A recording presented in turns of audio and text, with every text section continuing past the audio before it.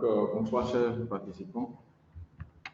Aujourd'hui, nous allons continuer. L'autre fois, on avait parlé, en réalité, en un premier temps, de rendement, de volatilité. Et après, on a parlé des...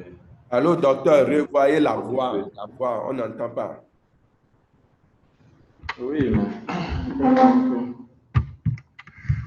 D'accord. Donc, je disais que l'autre fois, on avait parlé des rendements, de la volatilité.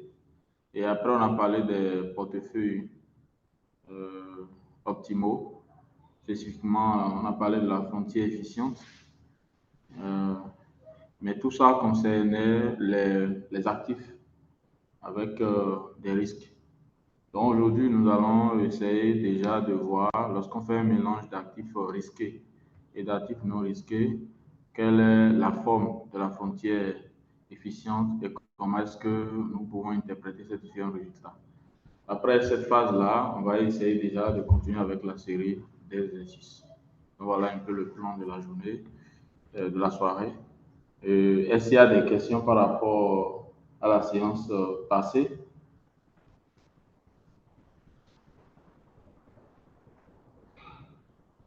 D'accord. Alors donc aujourd'hui, nous allons parler de la droite du marché des capitaux. Allô? Oui, allô? Oui, bonsoir docteur. Bonsoir. Moi, c'est Monsieur Kou. Le souci que moi j'ai eu par rapport à la séance d'avant-hier, c'est Oui, l'utilisation de soldat. d'accord. OK. Quand je, je l'utilise, je suis en train d'utiliser le truc là, je ne trouve pas, la réponse ne vient pas quoi. J'ai repris plusieurs fois, mais ça ne vient pas toujours. Ça me dit que eh, la cellule objectif doit être quelque chose comme ça, doit être un calcul, quelque chose comme ça, il met là-bas. Bon, je pense quand même qu'aujourd'hui, on aura encore des exercices qui Un vont exemple là. utiliser le solver. Et Ok, donc, ok. dans l'exemple, on fera l'effort quand même pour aller doucement afin de vous permettre de mieux comprendre comment est-ce que ça se passe. Merci, merci. Je vous en prie.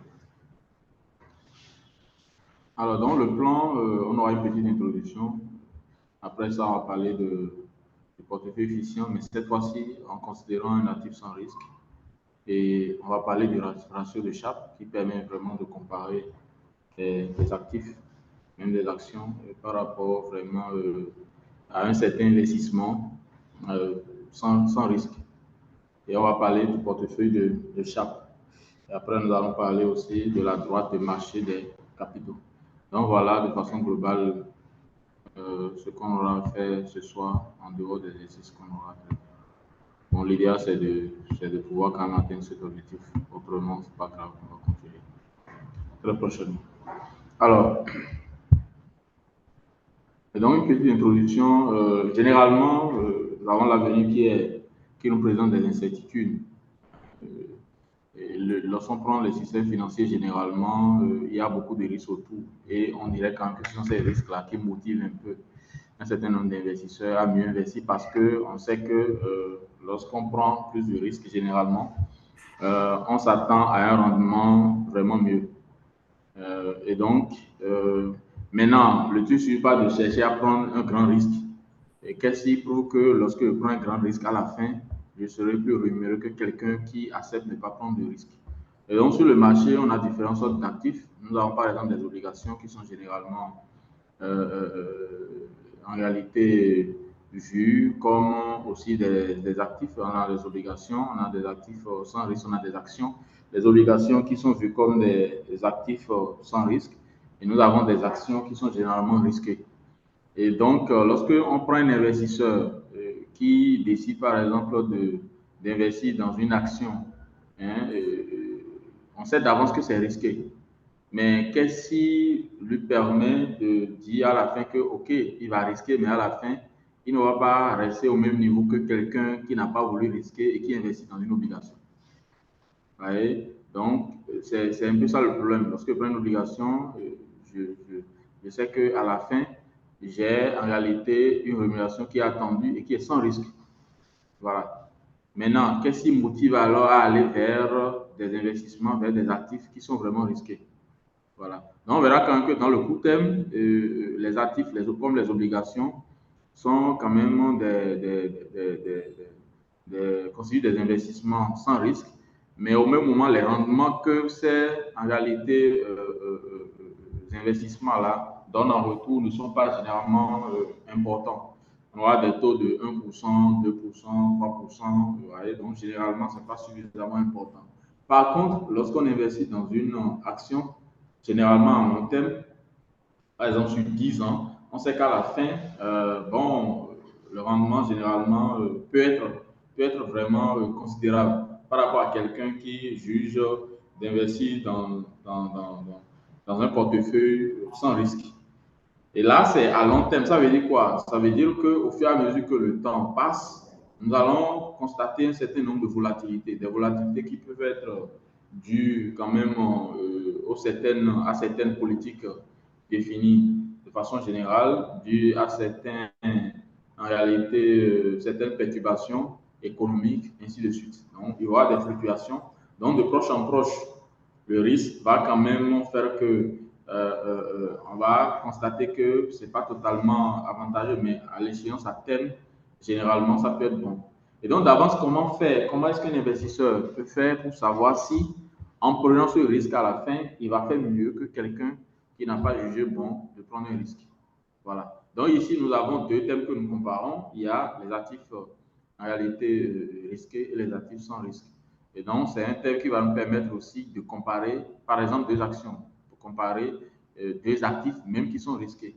Parce que si deux actifs sont risqués et on constate que par rapport à l'actif non risqué, il y a un qui fait mieux, c'est mieux alors de préconiser l'actif qui fait mieux.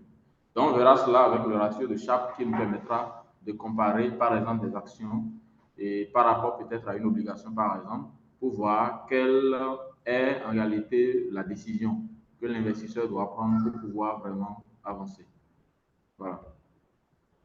Donc, le ratio de Sharpe, c'est un indicateur qui mesure vraiment la valeur pour le risque. C'est un peu ça. C'est-à-dire que c'est un indicateur qui prend le rendement divisé par le risque. Divisé par le risque parce que le rendement va vers le risque. Je prends par exemple deux actions. Je vais dire actifs, je prends deux actifs. Et le premier qui offre un rendement, disons, de 15%, le deuxième qui offre un rendement de 20%. Mais nous n'allons pas directement dire que nous allons prendre l'actif qui offre un rendement de 20%. Surtout si c'est une action, il faut chercher à comprendre le risque. Quel est le risque qui est derrière? Donc, c'est vraiment cela. Donc, on verra quand même la valeur par rapport vraiment aux différents risques. Et après, déterminer la droite des marchés des capitaux. Donc, voilà de façon générale ce que nous pouvons dire en termes d'introduction sur cette partie-là. Mais tout ce que nous disons, c'est que nous sommes sur un marché financier, qu'est-ce qu'on appelle en réalité un actif sans risque. Un actif sans risque, comme on l'a déjà dit, hein, c'est un actif dont le rendement futur est certain. Et les quatre types de rendement est le. Je pense qu'au début déjà, on en avait parlé.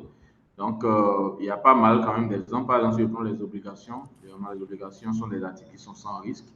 Et donc, le rendement de l'actif sans risque opère en finance comme en réalité un rendement plancher pour la valorisation des rendements exigés pour des actifs risqués suivant le modèle d'évaluation des actifs financiers. Bon, je pense que ce modèle-là, on va développer un certain nombre de thèmes aujourd'hui. Et le lundi, on doit pouvoir définir explicitement le modèle d'évaluation des actifs financiers.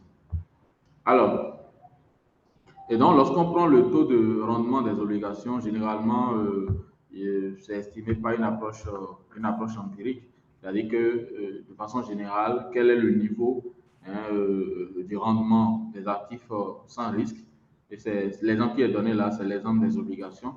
Et donc, connaissant cela, est-ce qu'un investisseur va chercher juste à investir dans une obligation ou bien est-ce qu'il va essayer de choisir, par exemple, une action, mais quelle action choisir pour pouvoir être vraiment au-dessus de l'investissement sans risque avec un certain nombre de risques en réalité pris. Donc, c'est ça la question. Alors, je pense que tout ça, c'est bon.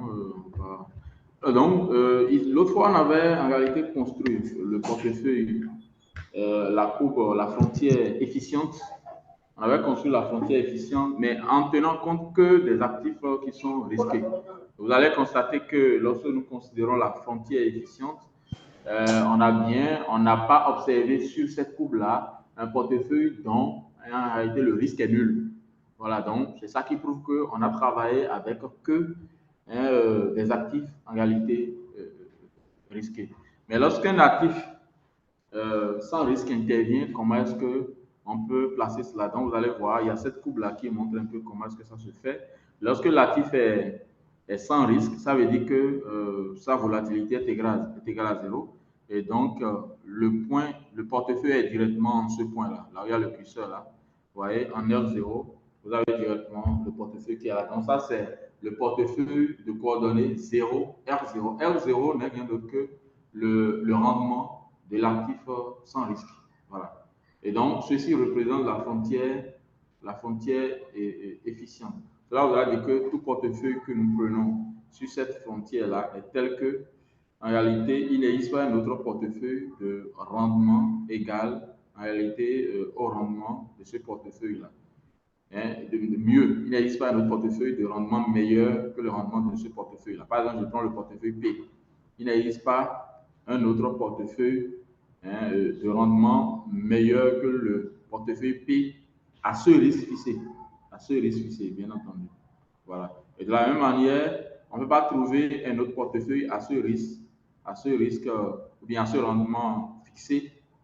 On va trouver un portefeuille moins risqué à ce rendement fixé. Moins risqué, c'est-à-dire, on va trouver un portefeuille moins risqué à ce rendement fixé. Sur le rendement fixé, je fais la projection sur l'as des ordonnées. L'as des ordonnées ici qui est l'as en réalité des rendements. Donc, lorsque je fais la projection orthogonalement sur l'as là, je tombe directement sur en réalité le rendement du portefeuille.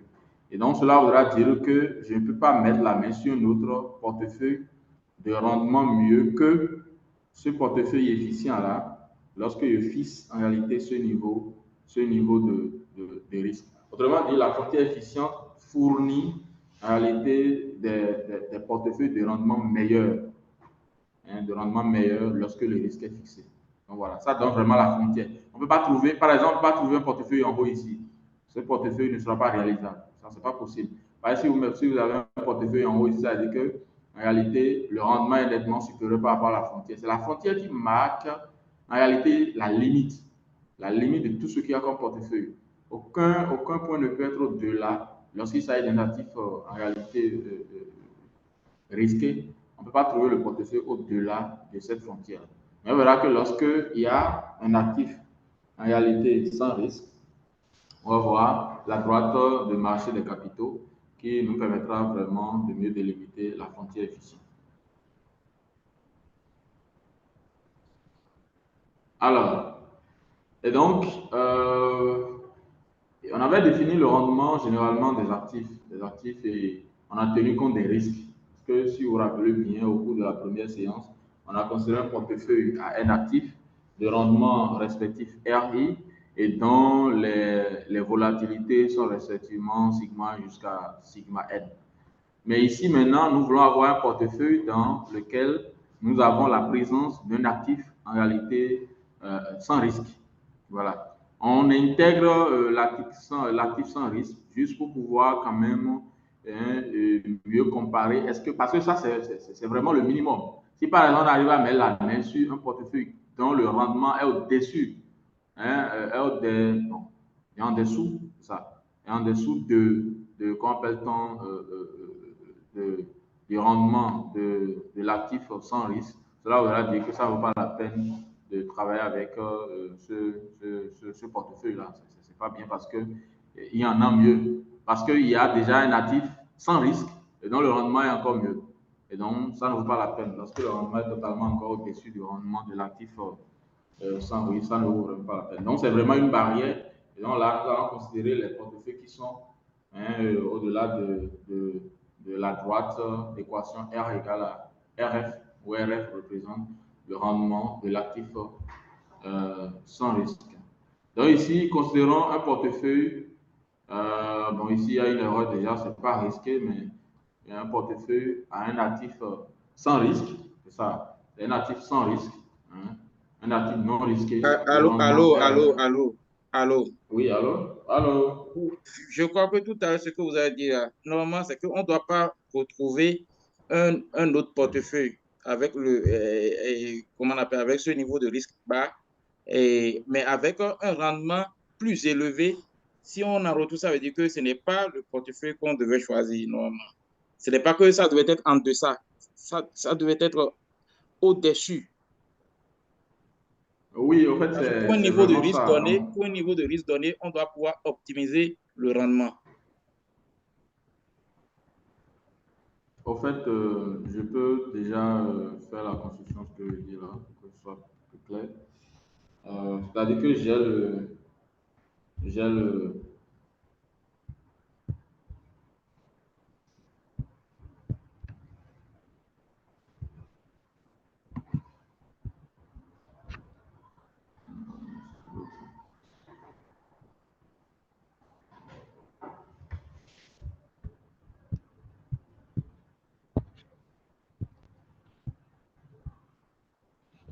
voilà. Donc, je prends l'as. Ici, j'ai rendement.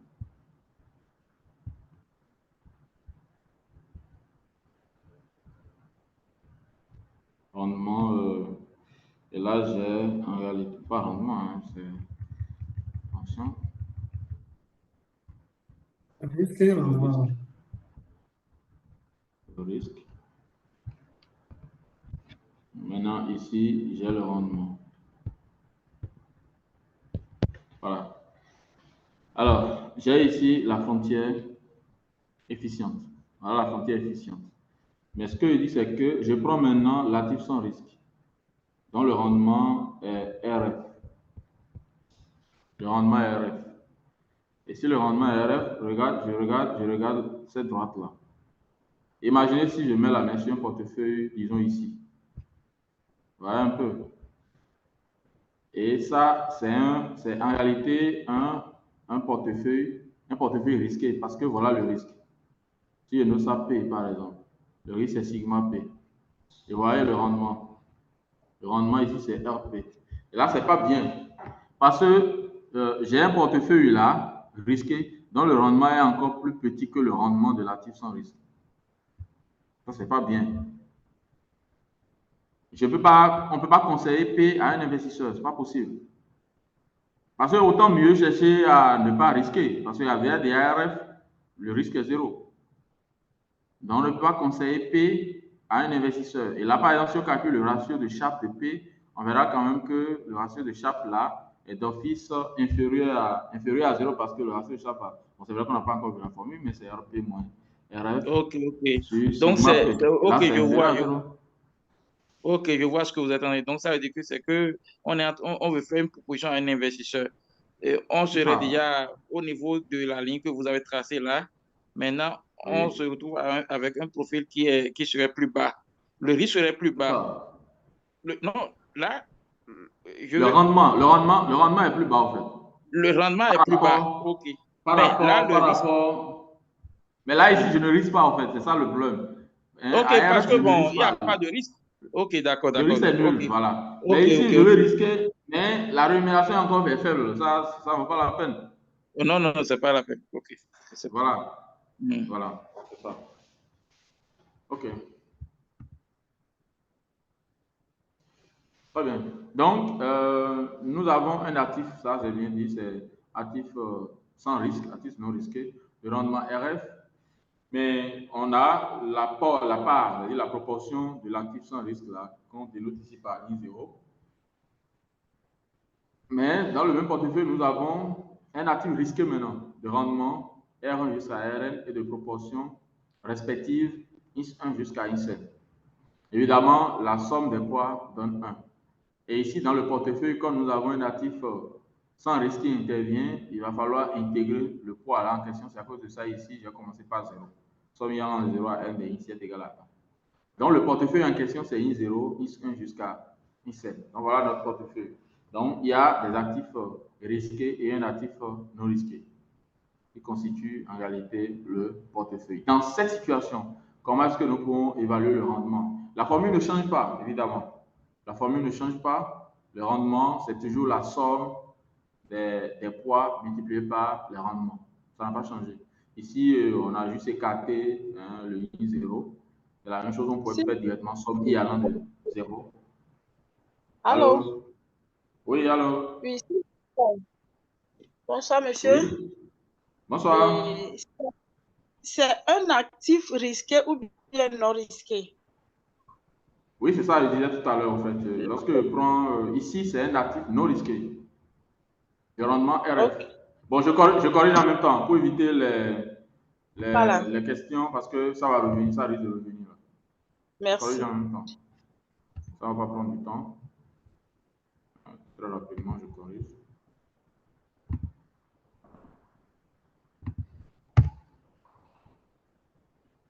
Donc,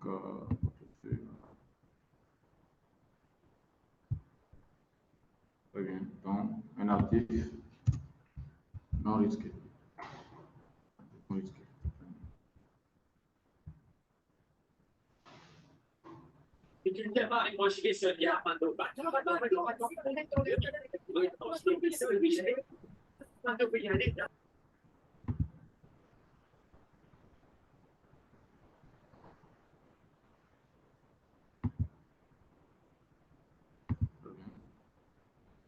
Alors, donc, ça fait 3.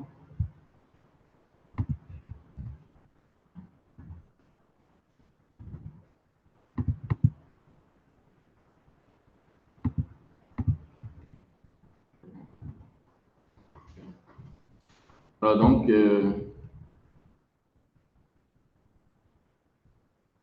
voilà. Donc, j'ai un actif non risqué de rendement RF avec I0, sa proportion, ainsi de suite. Donc, dans ce cas, la formule du rendement du portefeuille ne change pas, c'est ce que je disais. Je fais la somme I allant de 0 à N des ici RI. Mais si on écarte le KI égale à 0, ça fait I0 fois RF. Le rendement de l'actif non risqué, c'est ça qui est RF. Mais je vais passer son poids, ce qui est I0. Maintenant, de la même manière, on va voir comment est-ce qu'on peut évaluer le risque de ce portefeuille-là. Alors, donc pour le risque de ce portefeuille, nous avons directement, la formule nous donne ceci. Sigma carré, c'est somme I allant de 0 à N, somme J allant de 0 à N, des ici, J, covariance, entre RI et puis RJ. C'est ça. Bon, avec R0 ici égale à RF, bien entendu. Et là, on montre quand même que c'est directement la somme J allant de 1 à N, somme J allant de 1 à N, de tout ceci. Le 0 disparaît parce que le RF n'est pas aléatoire. Le rendement de l'actif non risqué n'est pas aléatoire, ce qui fait que lorsque nous avons la covariance entre un scalaire et une variable aléatoire, la covariance donne 0. Donc, ce qui fait que ici, on se débarrasse des 0, 0. Et ça donne exactement ça. Et donc, si vous regardez bien, ce n'est rien d'autre que, en réalité, la variance du portefeuille sans risque. Ça, c'est directement la variance du portefeuille sans risque. Ça ne prend pas en compte le portefeuille risqué. Et voilà. Maintenant, spécifiquement, lorsque on va prendre au niveau des actifs risqués, lorsqu'on aura juste un seul actif, comment est-ce que ça se comporte? Donc, pour n égale à 1, c'est dit qu'on a un seul actif dans le portefeuille. Et là, on aura alors, notre portefeuille donne directement quoi? Donne directement I0, I1. Le portefeuille, c'est I0, I1. Autrement dit, I0 représente la part de l'actif non risqué et I1 représente la part de l'actif risqué. Dans ce cas, le rendement donne bien entendu ceci. Parce que I1 va nous donner directement 1 moins I0. Parce que comme le portefeuille, c'est I0, I1, cela voudra dire que I0 plus I1 est égal à 1 parce que c'est un portefeuille. On a vu la définition depuis la première séance. Et par conséquent, I1 me donne 1 moins I0. Et donc, je remplace directement, en réalité, I1 là, ce qui me donne directement 1 moins I0. Donc, avec I0 RF plus 1 moins I0 R1. R1 n'est rien d'autre que le rendement de l'actif en réalité risqué. Alors, et dans ce cas, lorsque n est égal à 1, on demande que, en réalité, la variance donne directement 1 moins 0 carré sigma. Bon, on peut voir ça directement à partir d'ici. Lorsque n est égal à 1, ça donne directement ici au carré fois covariance entre R1 et R1. Mais ici, covariance entre R1 et R1, ce n'est rien d'autre que la variance de R1. Raison pour laquelle ici, nous avons directement 1 moins I au carré, parce que I1 ici, c'est égal à 1 moins I0. Donc, ça va être 1 moins I0 carré fois sigma 1. Donc, voilà la forme de la variance du portefeuille lorsque nous avons un actif risqué dans la part I0, un actif non risqué dans la part I0 dans le portefeuille. Voilà la forme de la... Donc, ça fait en réalité 1 moins I0 carré multiplié par la variance de l'actif risqué. Et donc, lorsque je prends cette dernière équation-là, nous pouvons tirer 1 moins I0. 1 moins I0 donne directement quoi? Lorsque je prends ceci, c'est ça qui est, ça fait 1 moins I0, ça fait sigma sur sigma 1. Ici, mu est posé égal à, mu ici, c'est ça qui donne 1 moins I0. En posant mu égal à 1 moins I0, on a alors un mu qui donne sigma divisé par sigma 1. Mais on va remplacer maintenant cette valeur de mu dans la première équation. Si on remplace cette valeur de mu dans la première équation, qu'est-ce que ça donne? Alors, je préfère écrire.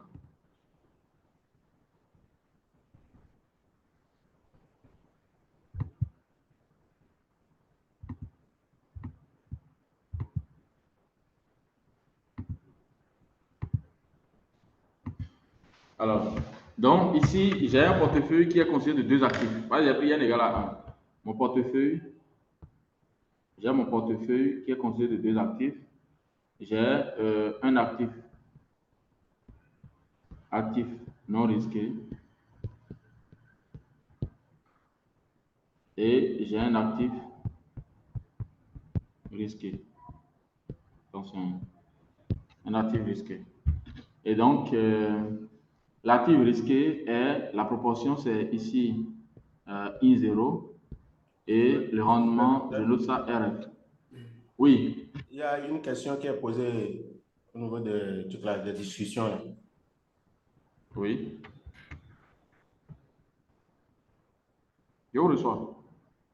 Ah, d'accord. Donc, OK. En commentaire.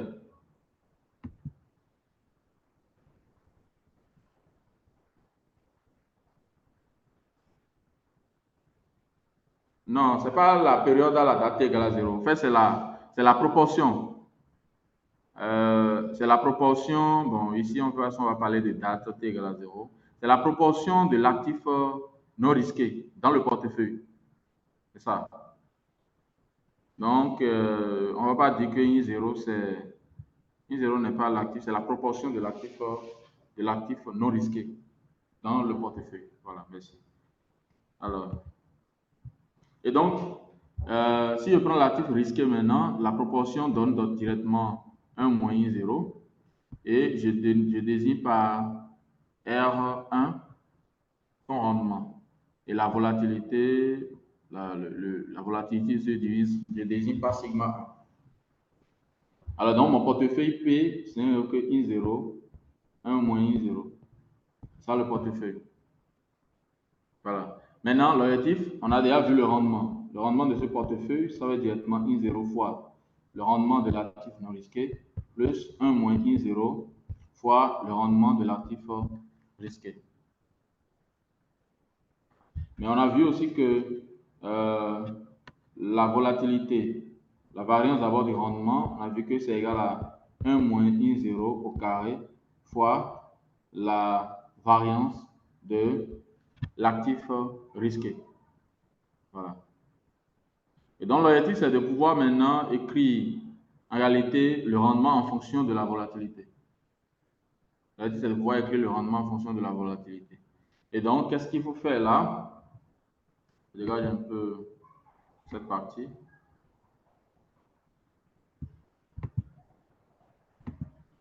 Et donc, qu'est-ce qu'il faut faire? Donc, ici, je note ça équation 2.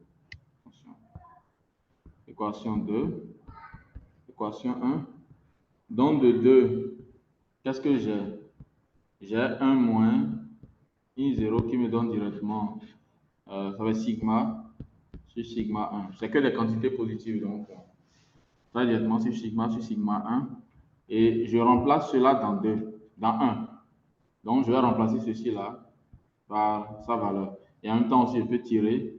Et I0 donne quoi? I0 donne directement 1 moins sigma sur sigma 1. Autrement dit, sigma 1 moins sigma sur sigma 1. Voilà. Et donc, je pourrais dire que le rendement R, ça fait quoi? Le rendement R, ce n'est rien d'autre que... bon, je vais d'abord transformer ceci. Je vais d'abord transformer ça.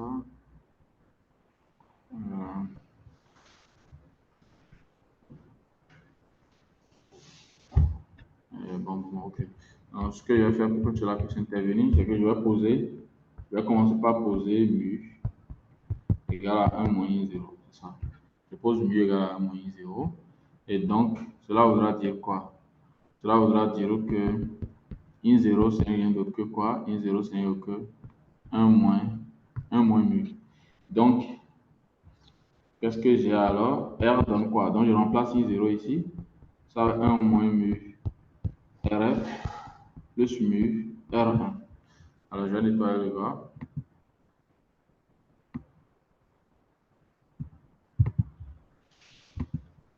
Alors, et donc, j'ai ceci qui me donne quoi? Ça fait RF plus. Bon, le plus, je vais mettre alors moins mu RF plus mu R1. Et donc, ceci me donne quoi? Ça fait RF plus mu facteur de R1 moins RF. Et voilà. Et donc, ceci, ça fait quoi? Ça fait RF plus. Notre mu là, regardez bien, c'est ça. Mu, c'est 1 moins I0. Mu, c'est 1 moins I0 et c'est ça qui est là. C'est sigma sur sigma 1. Donc, ceci me donne plus,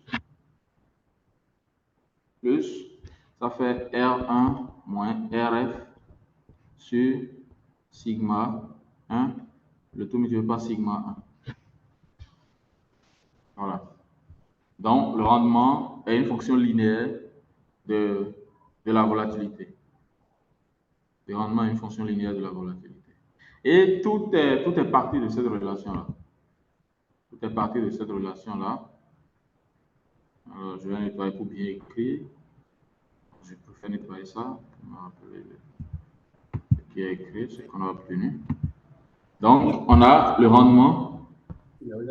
On a le rendement qui est égal à RF plus R1 moins le rendement de l'actif non risqué divisé par sigma 1. Donc, regardez bien. Et là, directement, ça donne une droite. Alors, ceci, c'est important. Ce coefficient-là, c'est vraiment important. On va l'utiliser tout à l'heure. Et donc, lorsque vous avez un actif en réalité non risqué, vous pouvez directement établir cette relation-là. C'est-à-dire le rendement, c'est un peu le rendement de l'actif non risqué, plus ce coefficient que multiplie en réalité les quatre types. Autrement dit, le risque de l'actif risqué. Voilà. Et donc, ça veut dire quoi? Ça veut dire que lorsque le risque là est nul, d'office, le rendement donne le rendement de l'actif non risqué. Donc, c'est ça. Mais lorsque le risque là augmente, si cette quantité elle est positive, si le risque augmente, ça va aussi augmenter le rendement. Voilà. Raison pour laquelle, par exemple, déjà, si le rendement de l'actif risqué est déjà inférieur au rendement de l'actif non risqué, c'est inutile parce que ça va encore diminuer considérablement le rendement du portefeuille. Avec cette quantité serait inférieure à zéro, ce qu'il faut éviter, comme ce qu'on a dit tout à l'heure. Donc, on va voir de façon très claire l'interprétation qu'il y a derrière ça. Et ça, c'est la base déjà de beaucoup de théories. Par exemple, lorsque je prends la théorie de Sharpe, on verra quand même que tout est autour de ça. Plus ce coefficient-là augmente, mieux le rendement sera. Et donc, on va essayer quand même de mieux interpréter ça. Voilà. Très bien. Voilà. Et donc, on constate que la relation entre le rendement et puis le risque est linéaire. C'est vraiment ça. Ouais, c'est sous la forme de A sigma plus 1B. Donc A, c'est R1 moins RF sur sigma 1 et le B, c'est directement égal à RF. Donc, il s'agit d'une droite qui passe par les points de coordonnées 0, RF et le point de coordonnées sigma R. Sigma ici n'est rien d'autre que la volatilité du portefeuille et R est le rendement du portefeuille. Alors, donc, de façon générale, hein, ça c'est très grave, pas de façon générale, considérons un portefeuille constitué, hein, on a un portefeuille qui est risqué de proportion mu et de rendement RP. En fait, au lieu maintenant de prendre soit un seul actif ou bien de considérer un actif, ce qu'on a considéré tout à l'heure là, au lieu de prendre un actif, on va supposer que dans notre portefeuille, on a on peut dire un sous-portefeuille. Hein, qui est considéré d'actifs en réalité risqués. Et on a aussi un portefeuille d'actifs non risqués. Donc, on distingue, on casse le groupe en deux. Voilà, pour aller de façon générale. Et donc, on va désigner par RP le rendement du portefeuille hein, constitué d'actifs risqués et de volatilité sigma P. On sait quand même calculer le rendement d'un portefeuille d'actifs risqués. Et on sait aussi calculer la volatilité d'un portefeuille d'actifs risqués. La volatilité du portefeuille d'actifs risqués n'est rien d'autre que, en réalité, l'écart type du rendement. Le rendement qui est ici une variable aléatoire. On l'avait déjà vu. Donc, si j'ai le portefeuille constitué d'actifs risqués, je peux calculer son rendement. Le rendement n'est rien d'autre que, je fais d'abord le produit des proportions et des rendements de chaque actif et après je fais la somme. Et maintenant, je calcule la variante de ça. Après, je passe à la racine carrée pour avoir la volatilité. Voilà. Donc, l'actif risqué est en proportion mu. Maintenant, l'actif non risqué, ça veut dire que la proportion, c'est 1 moins mu parce qu'on a deux grands groupes. Donc, si l'autre est déjà mu, c'est que la proportion de l'actif sans risque est d'office 1 moins mu. Et là, son rendement est RF. Lorsqu'on dit que l'actif est sans risque, on n'a plus besoin de préciser la volatilité. D'office, la volatilité est égale à 0. Parce qu'on a dit sans risque. Donc, le risque est nul. C'est ce que ça veut dire, au fait. On a vu dans la définition d'actif sans risque. Voilà. Et donc, si nous avons notre portefeuille qui est constitué de ces deux grands sous-groupes de portefeuille, on peut aussi établir la relation entre le rendement et puis la volatilité du portefeuille qui est constitué d'actifs risqués. Voilà. Donc, la forme demeure la même que ce qu'on a vu tout à l'heure, sauf que ici, c'est sigma P normalement qui est là, au lieu de sigma. Non. Sigma, attention. Oui, sigma P, ce n'est que la volatilité de l'actif risqué. Et donc là, ici, c'est bien entendu sigma. Mais ici, ce n'est rien d'autre que R. En fait, il faut que je précise les choses. Après ça, c'est quand même bien déjà de tenir compte de ces corrections-là quand même dans les cours qu'on envoie là. Ce que je disais, au fait, lorsque nous prenons notre portefeuille ici maintenant, nous avons deux groupes d'actifs dans notre portefeuille. Nous avons des actifs qui sont risqués et nous avons un actif non risqué. Alors, les actifs qui sont risqués forment là un sous-portefeuille dont le rendement est noté RP et la volatilité est notée sigma P. L'actif qui est sans risque a pour rendement RF et par conséquent, sa volatilité est égale à 0.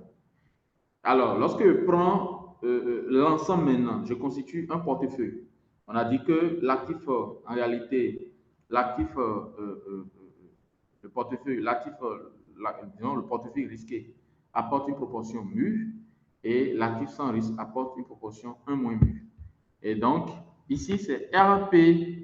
Voilà, c'est pas R, c'est le rendement du portefeuille. Donc, c'est R égale à RF plus RP moins RF sur sigma P, le tout multiplié par sigma. Voilà. Donc, ici, c'est R et non RP, à ce niveau-là. Donc, R égale à RF plus RP moins RF sur sigma P, le tout multiplié par sigma. Autrement dit, ça nous permet de connaître le rendement lorsqu'on se donne un certain risque. Vous voyez? Donc, ça permet de connaître le rendement du portefeuille lorsqu'on se donne un certain risque. Et là, la relation, c'est bien une relation linéaire. Et donc, j'ai par exemple le portefeuille P qui est là. Je prends le portefeuille P ici qui est par exemple un portefeuille efficient parce que c'est sur la frontière efficiente. Et là, ici, j'ai l'actif sans risque. Donc, voilà un peu. Donc, la droite, cette droite-là, c'est vraiment une droite. Hein. Le coefficient directeur de la droite, c'est ça qui est RP moins RF sur sigma P. C'est ça qu'on va appeler la pente de la droite. Et cette pente-là nous permet de construire évidemment la droite. Et l'ordonnée à l'origine, c'est RF. C'est ça qui est là. Bon, ici, j'ai noté ici, c'est R0. Bon. Mais ça qui est en réalité notre RF. Et donc, ça nous donne cette droite. Et donc, cette droite est en réalité la droite qui est caractérisée par la formulation du rendement en fonction de la volatilité. Ça veut dire que lorsqu'on prend un point sur cette droite-là, le point est assimilé à un portefeuille dont le rendement et la volatilité vérifient cette relation-ci. Qu'est-ce que ça veut dire? Vérifie cette relation-là. Voilà. Alors, la grande question, c'est que lorsque nous avons un portefeuille du genre, regardez bien, ce serait intéressant de voir en réalité à quelles conditions nous pouvons chercher à avoir le portefeuille efficient là, vraiment optimal. C'est la question que nous allons nous poser. Parce que là, maintenant, on voit quand même qu'on peut choisir, on peut toujours choisir en réalité deux portefeuilles sur en réalité la frontière efficiente, et ça a toujours réalisé la droite. Donc, quel est ce point-là qui nous permet vraiment de maximiser le rendement du portefeuille? C'est ça que nous allons essayer de voir. Bon, on va définir ça par des ratios de Sharpe. Je ne vais pas mettre la charrue devant le bureau, on va y revenir. Alors, donc, on va parler du ratio de Sharpe. Le ratio de Sharpe, c'est exactement la pente. Voyez, lorsqu'on parle de la pente, ça mesure, vous voyez, ça c'est la normale ici. Lorsque je trace la droite d'équation et R égale à R0, ça c'est la normale. Et donc, plus normal la pente est élevée, mieux sera alors le rendement. Voyez, plus ceci est élevé, vous allez voir que le rendement, ça gêne un peu quand même, pas grave. Ici, j'ai bien dit que c'est le rendement du portefeuille, ce n'est pas RP, c'est vraiment le rendement du portefeuille. Voilà. Donc, si cette quantité-là est vraiment élevé, on aura un rendement élevé. Ouais. Par exemple, si ça donne, disons, 0,7 comparé à 0,6, c'est que le rendement serait mieux pour 0,7. Donc, si cette quantité est élevée, on aura un meilleur rendement. Voilà. Donc, on va voir que le ratio de Sharpe n'est rien que cette quantité-là. Le ratio de Sharpe n'est rien que cette quantité et qui est caractérisé par la pente de cette droite-là, la pente par rapport à la normale. Voilà. La pente parce que ça donne en réalité la tangente. Alors, je vais essayer de faire ce que je dis là. Sélectionne. OK. Donc, regardez bien, j'ai ici le risque. Et là, j'ai le rendement. OK. Alors, j'ai la frontière. Ah, ça va bien faire.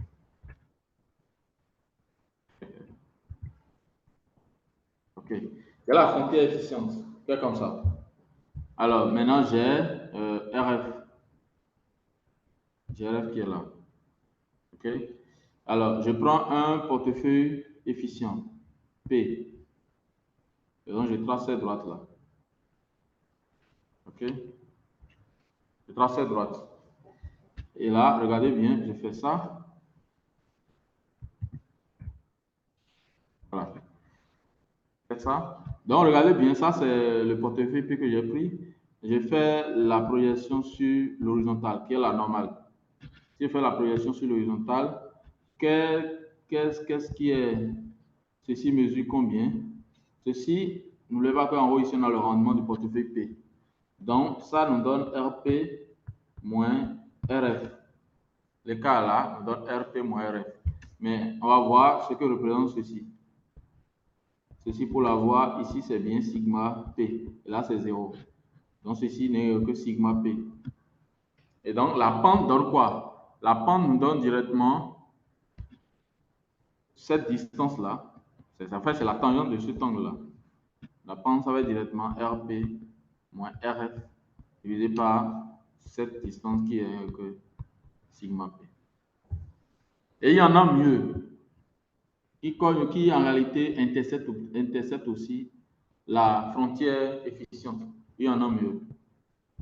Voilà, par exemple, lorsque je suis là, je tombe sur toujours un portefeuille efficient.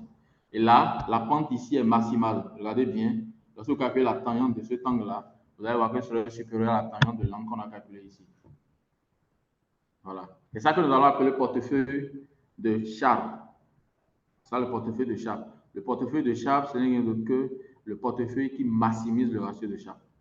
Donc, on verra ça de façon explicite. Bon, déjà, c'est ça qu'il faut comprendre. C'est-à-dire que je vais avoir un portefeuille qui est constitué de portefeuilles risqués et d'actifs non risqués. Mais comment choisir de façon optimale un tel portefeuille-là? Voilà. Donc, on verra quand même qu'il faut essayer d'augmenter la pente. Donc, on cherche la tangente à la courbe en passant par la frontière, en passant par le point, le portefeuille sans risque.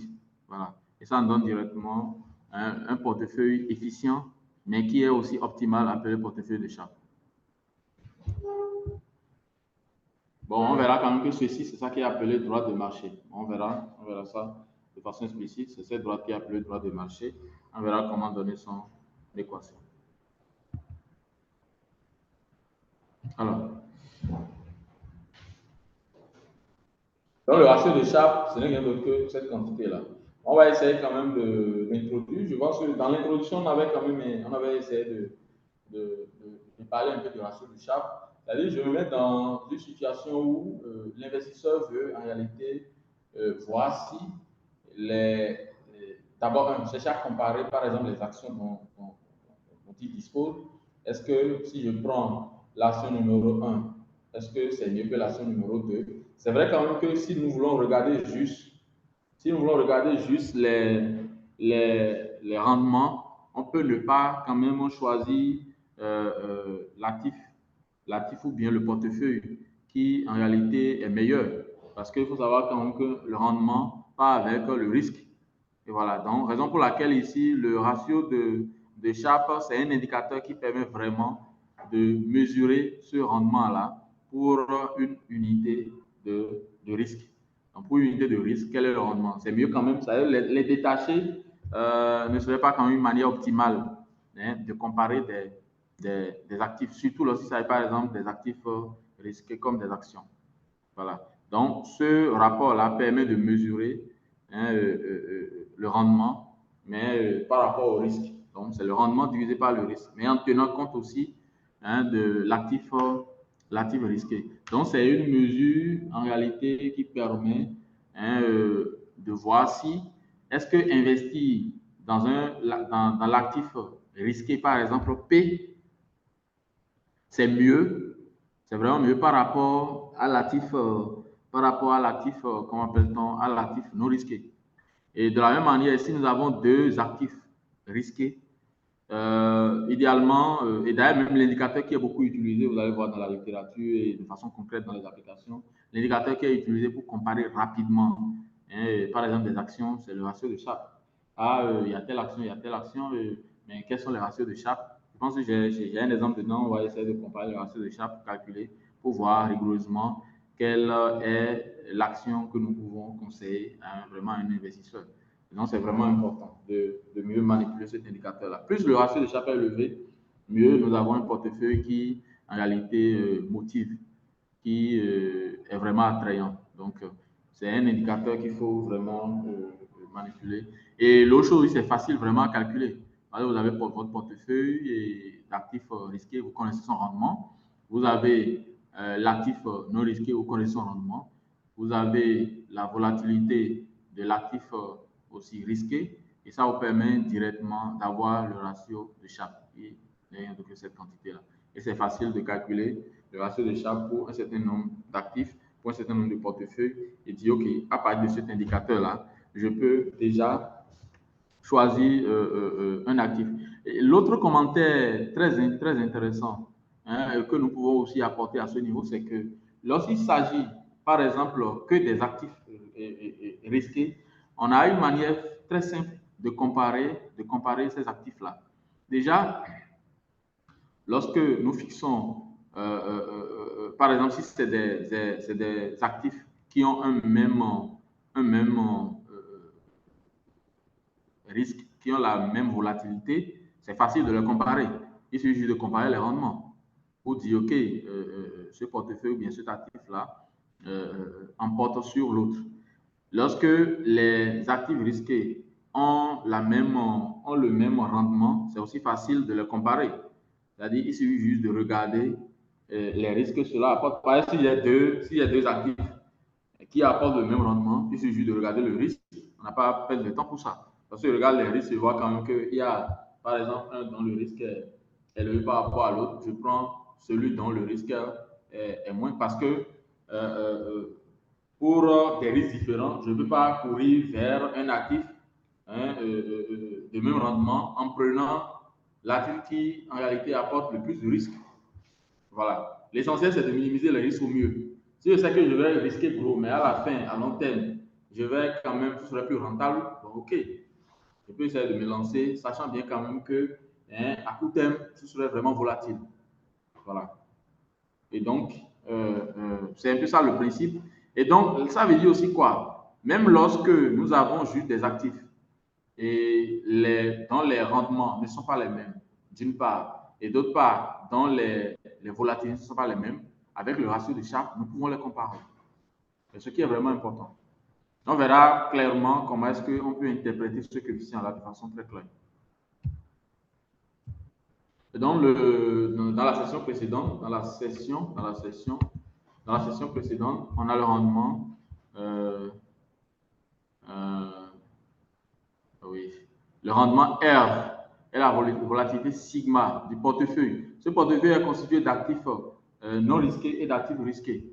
Et donc, le rendement est lié par, ici c'est bien R, ça c'est les copier-coller. J'ai copié juste l'autre équation que j'ai collée ici, c'est ça qui donne ça. Donc, ça fait R égale à RF plus RP moins RF sur sigma P de tout fois sigma. Et donc, ce qu'on appelle le ratio de Sharpe, c'est rien d'autre que ce rapport-là qu'on appelle ratio de Sharpe. Voilà, ce rapport-là qu'on appelle le ratio de Sharpe. Et je pense quand même que, c'est parti dans la suite, je l'ai écrit. Oui, donc c'est bon. Donc ça veut dire que c'est mieux de continuer. On va essayer de le faire ici si on voulait aller sur le tableau blanc. Et donc le ratio de Sharpe n'est rien d'autre que le rendement, c'est ça que j'ai essayé d'écrire ici, c'est à cause de la place, j'ai essayé de condenser les choses. Rendement du portefeuille risqué moins rendement du portefeuille non risqué divisé par la volatilité du portefeuille risqué. Ça me donne le rendement le ratio de Sharpe. Ça me donne le ratio de Sharpe. Alors, ce n'est pas la formule d'abord qui est intéressante, il a dit qu'il faut essayer de voir comment l'interpréter. Le ratio de Sharpe donne le rendement excédent d'une action par unité de risque. C'est-à-dire que si vous avez, là, je dirais sur le tableau blanc, c'est mieux.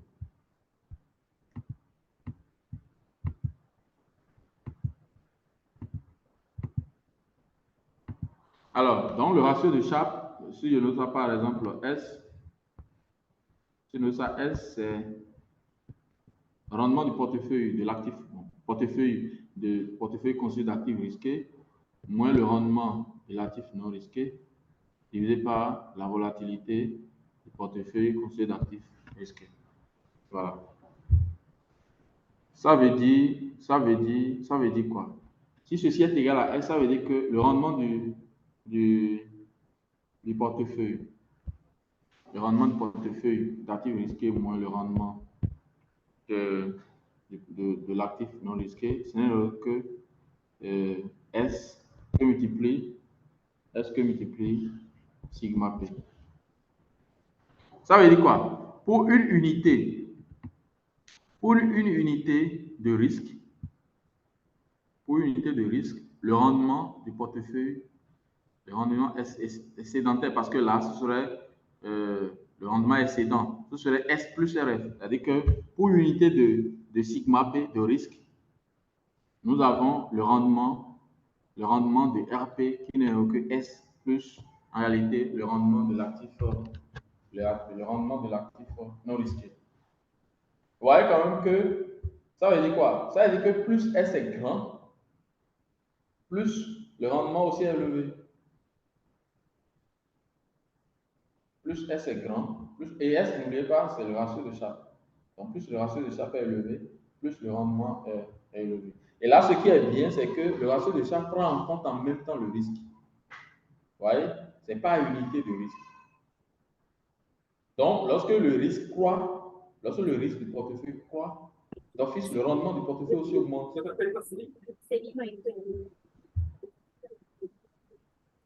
Donc, lorsque, par exemple, lorsque ceci augmente, par exemple, d'1%, lorsque le risque augmente d'1%, hein, d'office, le rendement du portefeuille augmente d'1%. Mais attention, c'est au cas où le ratio de Sharpe est au moins supérieur ou strictement supérieur à 0. Par exemple, c'est négatif, on n'aura pas une augmentation, mais plutôt une diminution.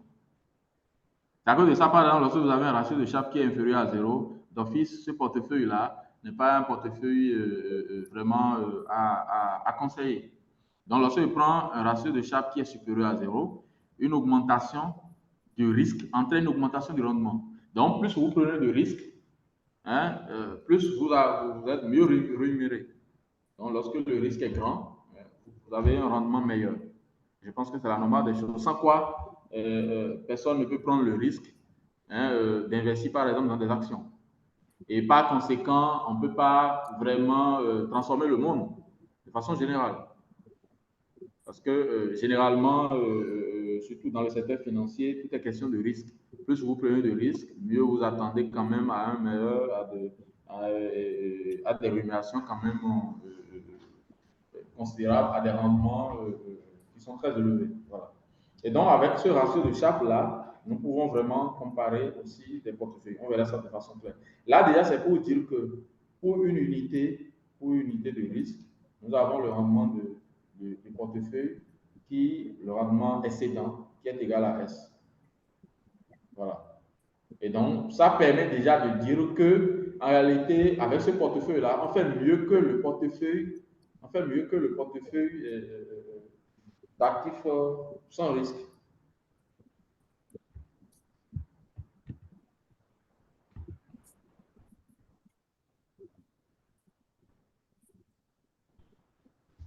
Donc, ce rendement excédent par rapport à un rendement d'investissement qui aurait été effectué, hein, sur un placement sans risque. Donc, c'est vraiment ça qui caractérise le rendement excédent par rapport à un rendement d'investissement qui aurait été effectué sur un placement sans risque. Et au fait, c'est vraiment pertinent. C'est vraiment pertinent que nous sommes dans un monde où on sait que l'avenir est pratiquement, de façon générale, hein, pas clair.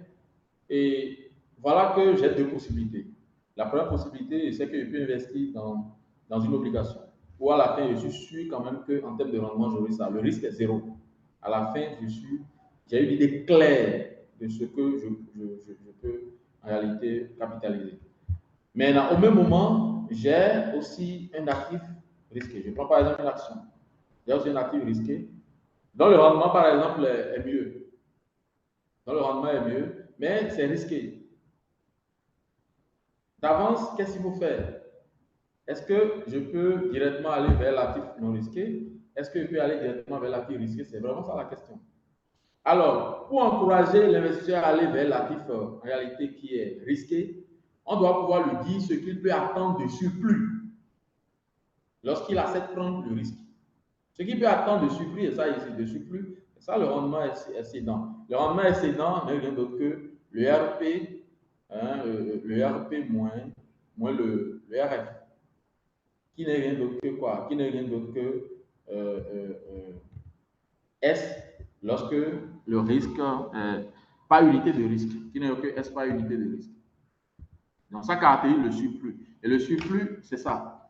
On dira à l'investisseur, OK, si tu acceptes aller avec en réalité le portefeuille risqué, voilà ce que tu auras comme rendement. Tu auras le rendement que quelqu'un qui ne veut pas se déranger. C'est quelqu'un qui ne veut pas prendre un risque, pas se déranger, mais quelqu'un qui ne veut pas prendre un risque. Bon, c'est vrai qu'on peut voir si en ce terme-là, se déranger, tout ça. C'est-à-dire que tu auras le rendement d'un investisseur qui ne veut pas prendre du tout un risque, plus maintenant un terme supplémentaire qui n'est que S multiplié par sigma P. Mais attention, si cette quantité est inférieure à 0, c'est grave. C'est-à-dire que tu veux prendre un risque, mais à la fin, tu auras encore moins que quelqu'un, un investisseur qui choisit juste d'investir dans une obligation. Ça n'a pas de sens. Raison pour laquelle, déjà, ce raisonnement-là tient lorsque S est au moins supérieur à 0. Si S est supérieur à 0, ceci, c'est l'excédent. Le rendement excédent, c'est-à-dire qu'on fait la base plus cette quantité-là. Donc, vous voyez quand même que si S est suffisamment grand, on doit pouvoir attendre un rendement un rendement vraiment élevé. Donc, c'est cette théorie-là qu'il faut juste comprendre et je pense que bon, le reste, ça doit pouvoir. Donc, le ratio de Sharpe permet de comparer aussi des actions. Plus il est élevé, plus il est attractif. Et donc, lorsque vous avez par exemple des actions que vous voulez investir, et vous avez par exemple une première action dont le ratio de Sharpe est 0,75, je pense que j'ai donné un exemple dans la suite, c'est pas ici, c'est ici. Oui, c'est ça l'exemple. Autant mieux aller directement pour le temps qui reste. Donc, on considère un actif sans risque de rente. Ça, c'est un exemple concret où nous allons comparer deux actions et pouvoir donner une décision. Pouvoir donner une décision en tenant compte du ratio de Sharpe. Et donc, on considère un actif sans risque de rendement RF égal à 2%. Voilà. Et maintenant, des actions. On a des actions. On a deux actions. On a une première action A dont le rendement est RA égal à 5% et la volatilité est 0,4. Et nous avons un actif B qui est ici une action de rendement RB égal à 4% et de volatilité sigma égal à 0,33. Mais déjà, un petit commentaire. Regardez bien, lorsque nous regardons ces deux actions, hein, si on ferme les yeux sur la volatilité, on risque de dire directement que c'est mieux de conseiller l'actif A, de l'action A. Mais sur quelle base? Voilà que le risque, c'est vrai quand même, le risque est élevé. Mais pourquoi est-ce que nous allons conseiller l'action A par rapport à l'action B? Voilà un peu le raisonnement. Hein, suivant quel raisonnement clair on peut conseiller, par exemple, une de ces deux actions, là à un investisseur. C'est ça la question. Dans un marché où nous avons la présence d'un actif qui est risqué, dont le rendement est 2%. Voilà. C'est vrai que tout est au-dessus de la normale, parce que ici, c'est 4%, 5%, c'est bon, tout est au-dessus de la normale. Mais entre les deux, qu'est-ce que l'investisseur doit choisir? Voilà. Ici, c'est vrai que le risque est un peu élevé pour un rendement aussi élevé. Et le risque ici est un peu fait par rapport à l'autre pour un rendement aussi un peu faible. Mais entre les deux, qu'est-ce qu'il faut choisir? Voilà.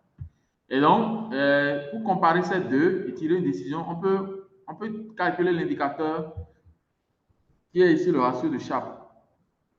Et donc, le ratio de Sharpe pour l'indicateur, pour l'action A, ça va donner quoi? Ça va faire RA moins RF sur la volatilité. Je fais le rendement de l'action moins le rendement de l'actif sans risque divisé par la volatilité de l'action. Et donc, tout calcul fait nous donne 0,75. Et si je prends l'actif B, nous avons le ratio de Sharpe qui nous donne 0,67. D'office, nous pouvons dire à l'investisseur que l'actif A, l'action A est quand même mieux parce que le ratio de Sharpe de l'actif A est supérieur au ratio de Sharpe de l'actif B. Mais de façon concrète, c'est-à-dire que si nous prenons l'actif A et l'action A, qu'est-ce que nous pouvons tirer comme conclusion par rapport à ce ratio-là? On a le ratio de Sharpe de A qui est 0,75. Cela veut dire que pour une unité de risque, l'action A a un rendement excédent de 75%.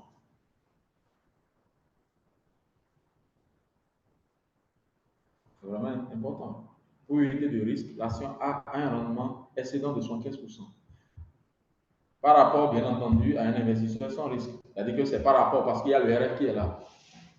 Voilà. Maintenant, excédent parce que, c'est ça que j'ai expliqué tout à l'heure. Excédent juste parce que, en réalité, ça montre un peu l'écart par rapport à un investisseur qui aurait choisi seulement d'investir dans l'actif sans risque. On lui dit au-delà de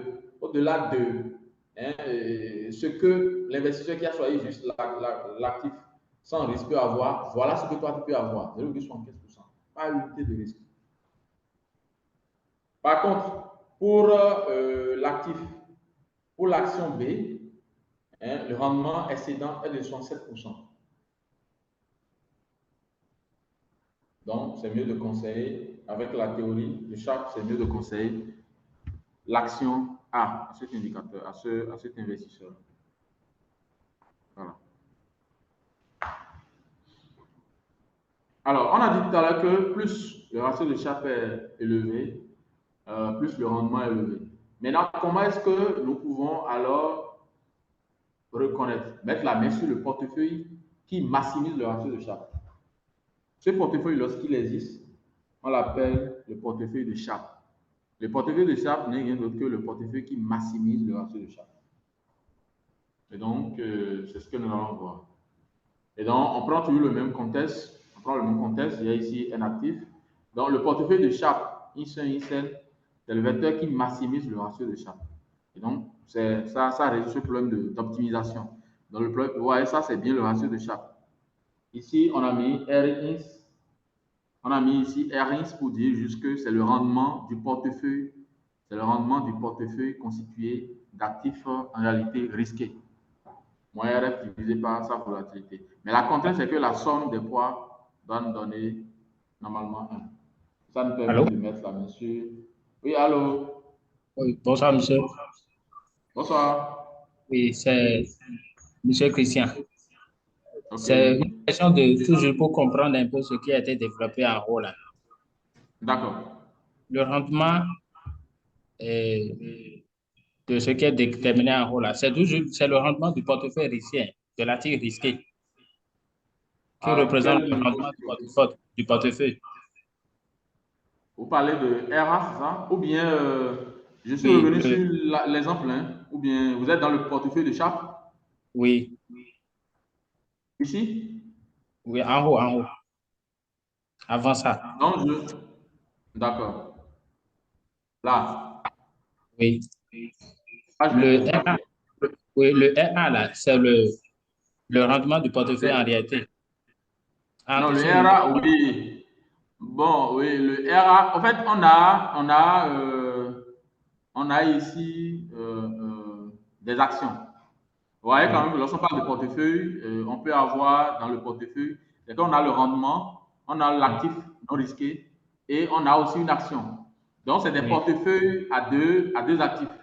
Oui. Les portefeuilles, on a deux portefeuilles là. Risqué. Voilà, un risqué, non risqué. Et nous avons deux portefeuilles. Et donc, le premier, c'est constitué de l'actif non risqué et de l'action A. Le deuxième, c'est constitué de l'actif non risqué et de l'action B. L'objectif, c'est quel portefeuille conseiller à un investisseur. C'est ça l'objectif. Oui. Voilà. OK. Maintenant, ma question est que pour déterminer le rendement, c'est-à-dire pour conseiller l'investisseur en réalité, c'est-à-dire dans la détermination du sigma, là, c'est le RA représente le rendement du portefeuille de l'ensemble qui est de deux actifs, c'est ça? Non, le RA, c'est le rendement du portefeuille en réalité des actifs risqués. C'est bien ça. Mais ici, nous avons un portefeuille qui est constitué d'une seule action. OK. En fait, dans la partie théorique, c'est bien ça. Vous voyez, ici, le RP, c'est que le rendement des actifs risqués. Le RP, c'est le rendement des actifs risqués. OK. Vous voyez, c'est ce qu'on a dit. Voilà, c'est ça. C'est-à-dire, j'ai un portefeuille risqué de proportion U et de rendement RP. De proportion mu et de rendement RP. Bon, c'est vrai quand même que l'appeler ici portefeuille, c'est un peu déplacé parce que la somme des éléments ne donne pas forcément 1. Mais c'est juste que je prends l'ensemble de ces actifs risqués. Vous voyez un peu? Je peux calculer le rendement. Le rendement est ça qui est RP. Donc, c'est la partie risquée là. C'est la partie risquée là qui a pour rendement RP. Et donc, ici, dans notre exemple concret, on a quoi? On a une seule action. On a une seule action dans cette partie d'actifs risqués. Donc, je prends le rendement alors comment appelle-t-on, de l'actif en question qui est ici une action. C'est bon. Merci. Je vous en prie. Alors, Donc, voilà le portefeuille de Sharpe. Le portefeuille de Sharpe, c'est un peu le portefeuille qui maximise le ratio de Sharpe. Et donc, nous avons cette contrainte-là, somme des ici égale à 1. Mais on peut réécrire autrement ce problème de maximisation. Voilà. On peut réécrire autrement ce problème de maximisation. Lorsque nous prenons le portefeuille INSEN, le rendement de ce portefeuille-là, on sait calculer. Ça va être somme des ici, RI. Les ici sont les proportions et les RI sont en réalité les rendements des actifs.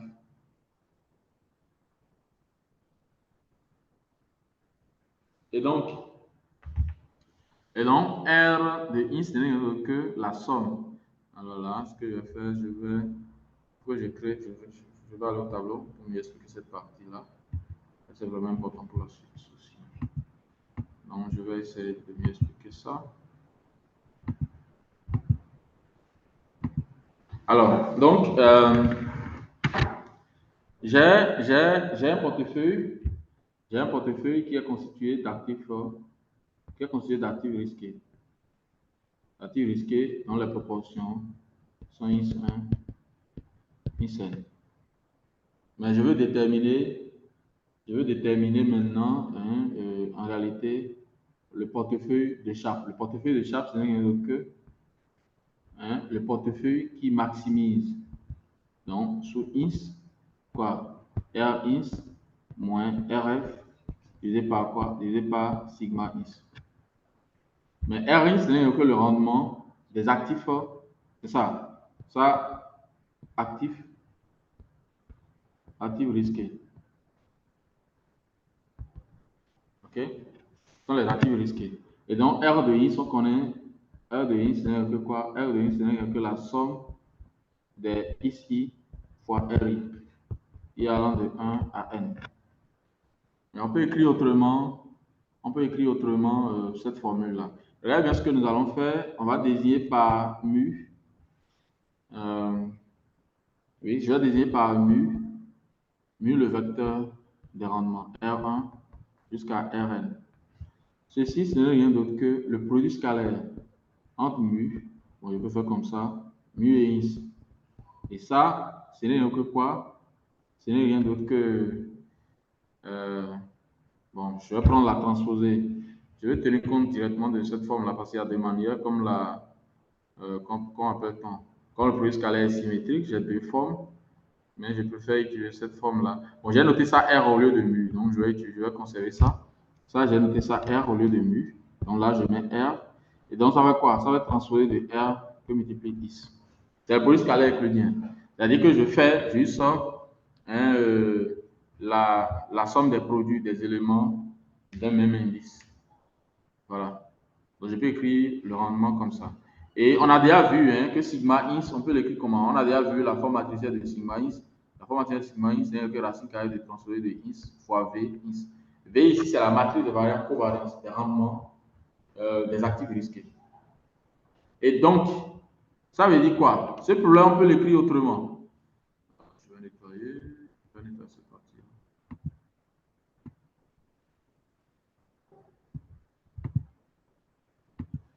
Donc, on avait dit que c'est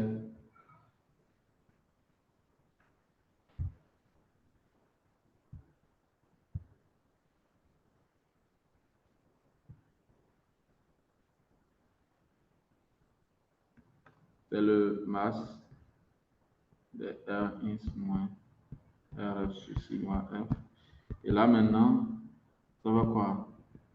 Ça fait le maximum sur ins de quoi? Donc, on va remplacer les éléments. Ça fait transfert de R ins moins RF sur racine carrée de transfert de ins V. Mais n'oublions pas que la somme des ici donne 1. Et donc, ceci, on peut toujours retraduire. Ça va être maximum sur is de transfert de R is moins maintenant RF. Alors, comme la somme donne 1, ici, je vais mettre directement quoi? Je vais mettre directement transfert du vecteur 1, 1. Multiplié par is. La transfert du vecteur 1, 1, regardez bien. Multiplié par is, c'est que quoi? Ça fait 1, 1, que multiplie is 1. jusqu'à IS-N. Ça, c'est le produit scalaire. 1 que multiplie IS1 plus 1 que multiplie IS2, ainsi de suite. Ça va faire somme des ici. Et c'est égal à 1. Donc, ce que j'ajoute ici, ça ne change pas la transformation. Par exemple, transformer de 1, IS, c'est encore égal à 1. Alors, qu'est-ce qu'on fait par la suite?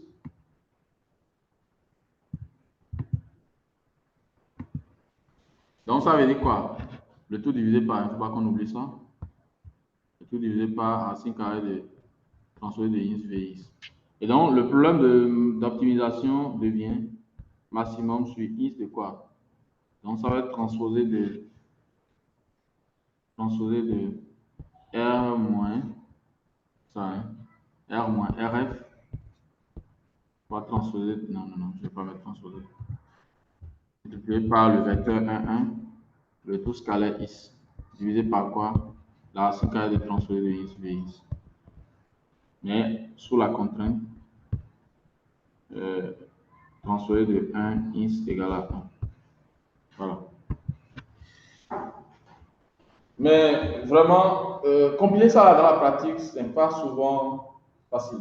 C'est très compliqué de chercher à déterminer le ratio de Sharpe en optimisant cette fonction-là. C'est vraiment compliqué. Bon, vous pouvez vous amuser, hein, utiliser le solver pour tenter, mais vous allez voir quand même. C'est très compliqué de l'utiliser. Donc ça va vous envoyer. La convergence n'est pas obtenue tout, et puis bon, ça vous amène dans tous les sens avec des considérations pas possibles.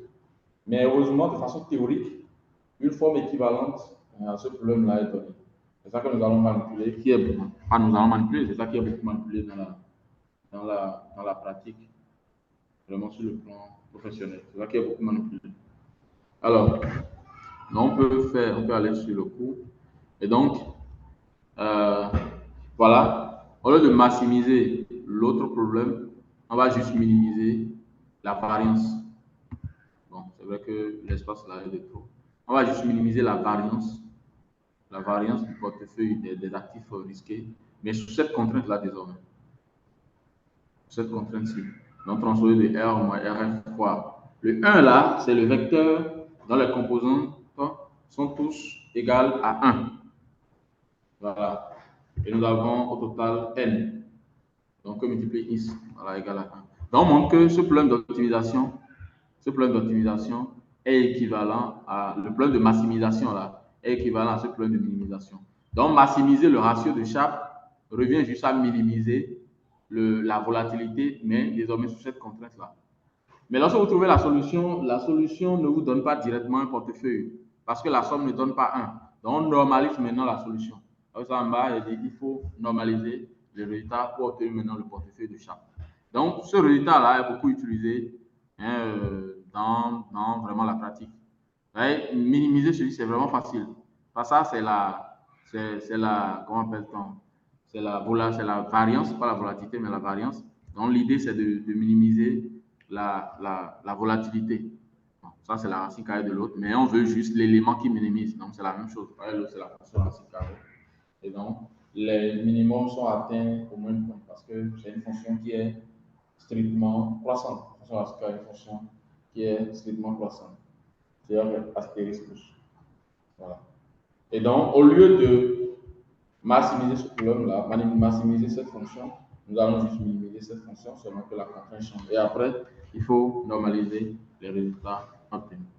Donc voilà ce qu'on appelle le ratio de Sharpe, ce que nous appelons le portefeuille de Sharpe. Voilà. Donc déjà, ce qu'il faut noter, c'est que le portefeuille de Sharpe, c'est aussi un portefeuille efficient. Et là, je vous avais montré ça sur le... on avait, je vais revenir ici.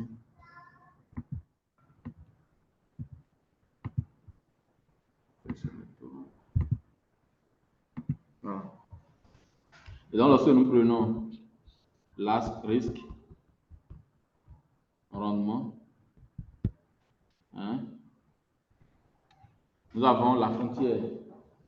Nous avons la frontière efficiente et nous avons ici R0. OK? Alors,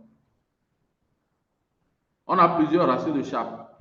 On a plusieurs ratios de Sharpe. À partir d'un point de portefeuille efficient, c'est-à-dire situé sur la frontière efficiente, nous pouvons avoir aussi un ratio de Sharpe. Bon, ici, c'est RF. Dans la notation. On peut définir un ratio de Sharpe. Maintenant, le ratio de Sharpe ou bien le portefeuille qui maximise le ratio de Sharpe, regardez bien, ce n'est rien d'autre que le point d'intersection de la tangente à la courbe, de la tangente à la frontière efficiente en passant par ce point. Regardez bien. Voilà. Bon. Tac. Voilà. Ça, c'est le portefeuille efficient.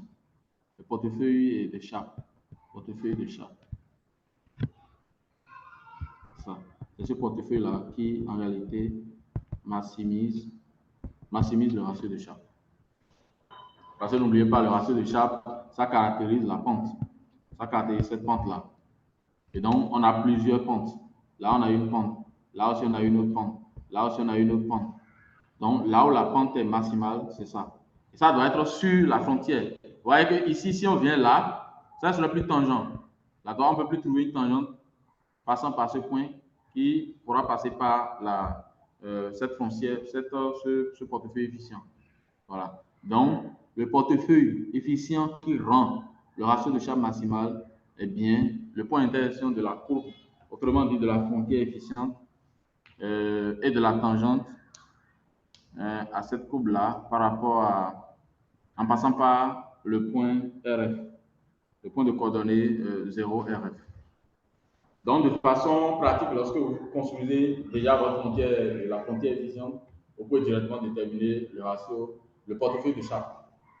Parce que lorsque vous avez le portefeuille, la frontière efficiente, vous connaissez le rendement de l'actif sans risque et vous construisez directement la tangente. Et après avoir construit la tangente, faites la projection sur l'axe des abscisses pour avoir directement le risque du portefeuille de Sharpe et le rendement du portefeuille de Sharpe.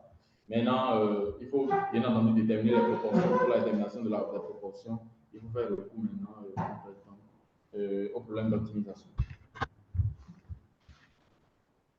Voilà.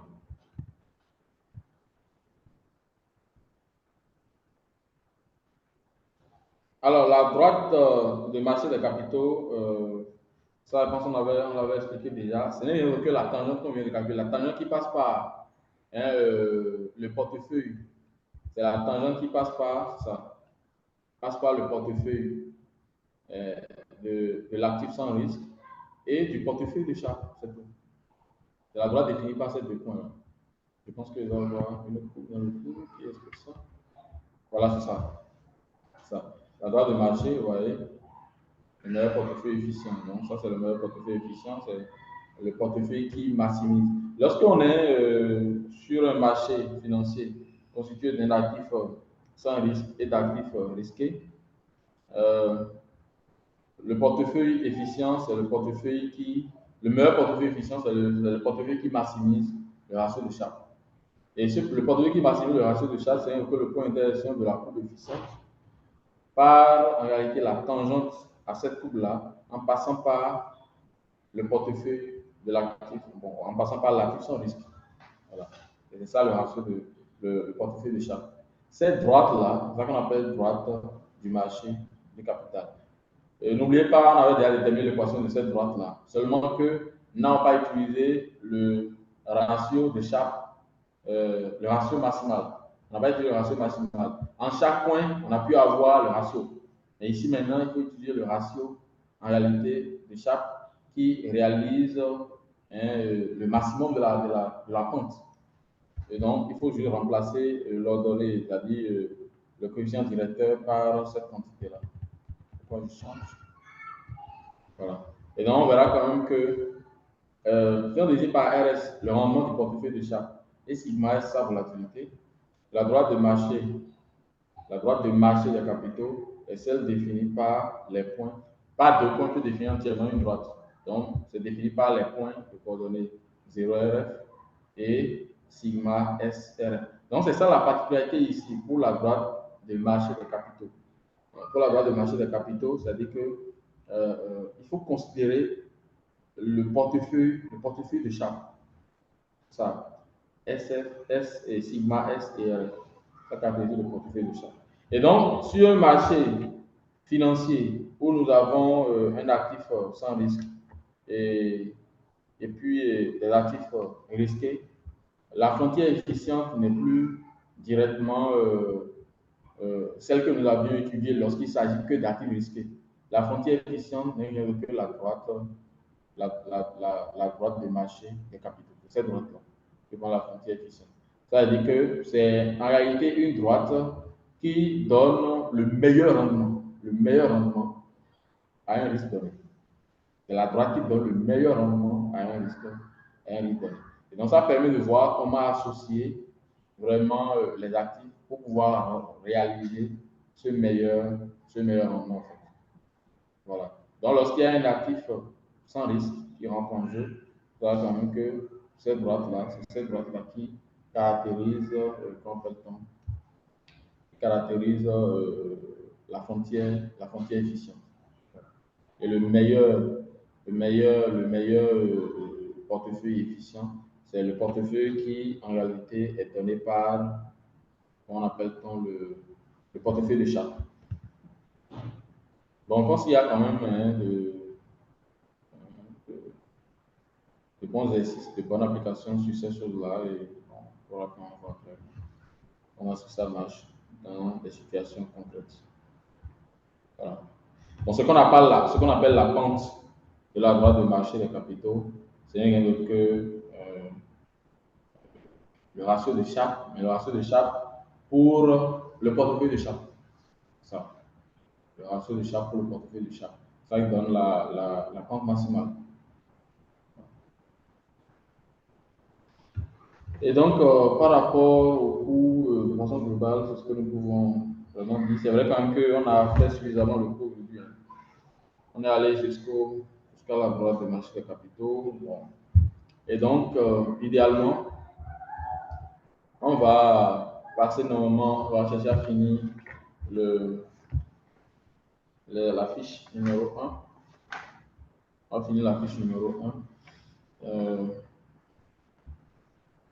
Bon, là, je vais demander au DG, là, je suis en train de voir 22h30.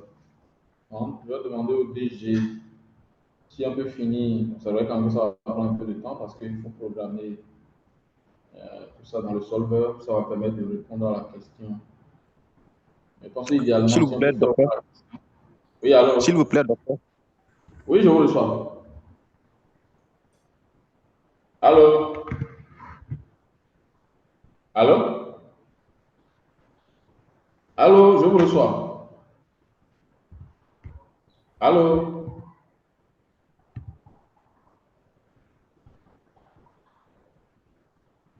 Allô? Oui, allô? Oui, allô? Allô, docteur. Allô, oui, docteur. je vous reçois. Oui. Ok. Merci bien. J'avais une question. Très bien. Je peux aller?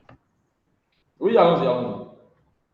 Ok. Je voulais te demander à savoir, est-ce qu'il y a une norme pour le ratio de Sharpe? Bon, on ne peut pas dire qu'il y a une norme parce que lorsque le ratio de Sharpe est élevé, ça Supérieur à 0? Si c'est égal à 0 par exemple, bon, c'est pas. Ça, c'est la normale.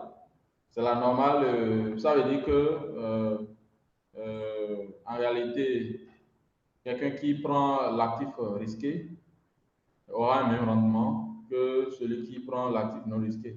Et là, ce qui n'est pas bien, on ne peut pas conseiller ça à un investisseur, c'est ce que je disais. Parce que là, le risque est encore élevé. C'est ça qui est un peu compliqué. À un risque non nul, on met la main encore sur un portefeuille dont le rendement est encore égal au rendement du portefeuille sans risque. Autant mieux aller alors seulement vers le portefeuille sans risque. Voilà. Donc, si c'est égal à 0, bon, c'est juste la normale. Ça veut dire que tu as risqué, mais à la fin, c'est que, en fait, le plan, c'est un peu ça. Ça, c'est pas alors une bonne stratégie pour encourager ceux qui prennent du risque. Et par conséquent, on ne peut même pas se développer. Parce que si je dois accepter de prendre du risque, et à la fin, j'aurai le même rendement que quelqu'un qui vraiment n'a pas pris du tout de risque. Ça ne vaut pas la peine. Donc, si ça donne 0, bon, vous voyez, c'est la normale et puis de toute façon, ce n'est pas encouragé. Mais déjà, lorsque c'est strictement supérieur à 0, ça commence à venir. Et là, c'est encore très très faible, ce n'est pas aussi bien. Donc, ça veut dire quoi? Lorsque vous avez par exemple un ratio de Sharpe qui est par exemple de 95%, là, c'est très bien.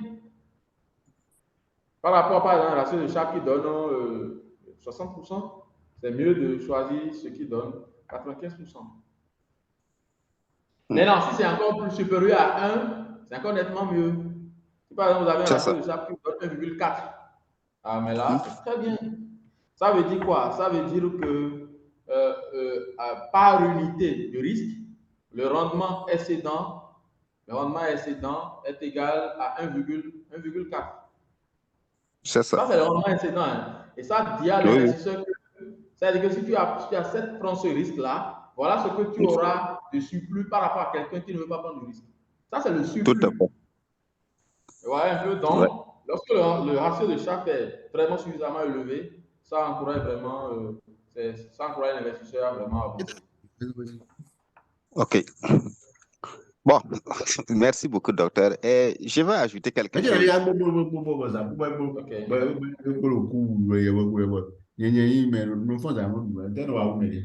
Oui, docteur. Oui, je vous reçois. Docteur. OK. Oui, je vous reçois. Je vous reçois. Voilà. Alors, c'est pas, il y a monsieur. Oui, très bien, c'est bon, ça peut aller. OK, allons-y. d'accord. Bon, OK, je peux continuer? Oui, allons-y, allons-y. Okay. Voilà, mais je voulais les actifs non risqués. Oui. Et je voulais savoir, plus on aille dans le temps, est-ce que les actifs non risqués ne deviennent pas des actifs risqués? Bon, ce qui est bien déjà, les actifs non risqués, c'est des trucs à court terme. Mais est-ce que 1 mois, 2 mois, 3 mois, 5 mois, et puis bon. OK. Donc, Comme déjà, lorsque, par exemple, je prends par exemple un État qui a d'emprunt, voilà, des fonds de trésor, ainsi de suite. Là, c'est que vous signez des contrats clairs, et là, vous savez que c'est sans risque, et à la fin, à l'échéance, vous devez savoir que vous avez les rendements, ainsi de suite. Donc là, bon, c'est des contrats qui sont pris de façon plus claire, quoi. Et je pense que c'est au moment où c'est à long terme qu'on peut observer des perturbations. Et c'est à long terme, c'est mieux de faire recours à des actifs qui sont risqués. OK. Oui. D'accord, c'est bon. Parce que pour mon inquiétude, c'est que, bon, oui. c'est comme c'est des actifs. Les obligations, oui, comme c'est à court terme. Oui, voilà. Comme c'est à court terme, c'est bon. Il n'y a pas de souci. Voilà. Bon, moi, ma crainte que c'est les courts termes ne deviennent encore, dans le long terme et deviennent des risques. Bon, je me dis aussi que bon, l'État ne tombe pas en faillite, mais ça peut arriver. Hein. Oui, mais c'est possible. Bon, c'est à cause de ça, il faut bien définir ce qu'on entend par court terme et puis il faut que le contrat soit clair. Et déjà là, on part de ce qu'on a un actif sans risque. On part de ce qu'on a un actif sans risque. Et là, c'est clair, les deux parties prenantes s'entendent. Et puis on dit, OK, voilà, tu as fait un truc qui est sans risque. À la fin, tu auras ça. De toute façon, comme vous le dites, il peut y avoir des perturbations. Mais comme c'est à court terme, bon, généralement, c'est gérable. Voilà. OK. OK. Merci beaucoup, professeur, docteur. Voilà, merci bien. Je vous en prie.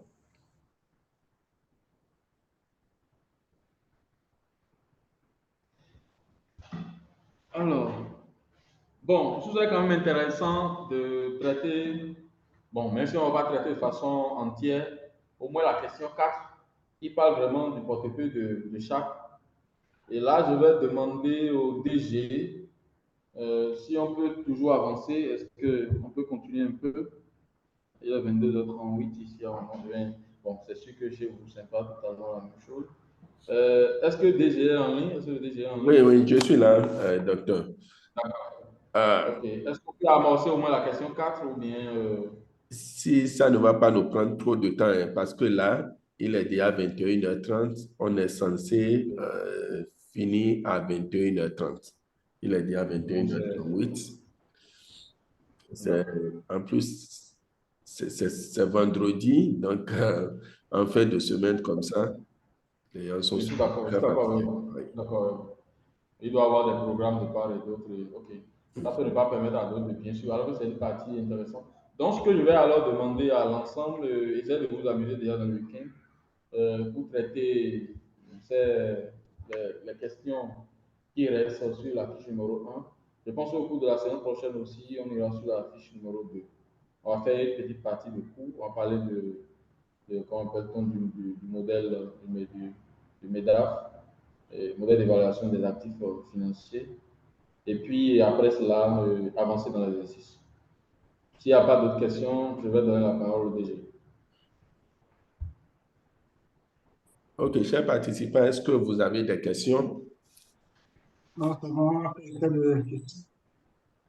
S'il n'y a pas d'autres questions, je propose alors qu'on mette fin à la séance de ce soir et qu'on mette le week-end à profit pour relire les vidéos des 3 séances ainsi que les documents de cours qu'on a partagés et essayer déjà de reprendre les exercices, les 7 questions du premier document que j'ai partagé avec vous, d'accord, du premier exercice, afin que déjà le lundi, on puisse revenir amplement sur toutes les questions qui restent et pourquoi pas reprendre les premières questions 1 à 3 qu'on a déjà traitées s'il y a des inquiétudes, quoi. OK, si c'est bon. OK, oui. S'il vous plaît, nous qui n'avons pas reçu la vidéo, il faut se souvenir de nous. Hein. Oui, je vais on n'a pas reçu les vidéos. Juste après cette séance, je vous enverrai les vidéos. Donc, s'il y en a qui n'ont pas reçu les premières vidéos, je vous prie de m'envoyer vos adresses email en inbox. Sinon, qu'on a envoyé, je ne sais pas ce qui s'est passé pour que vous ne les... En tout cas, envoyez-moi les adresses email, on va reprendre. D'accord, merci beaucoup. Oui. OK, excellente soirée à vous et surtout bon week-end. Merci beaucoup.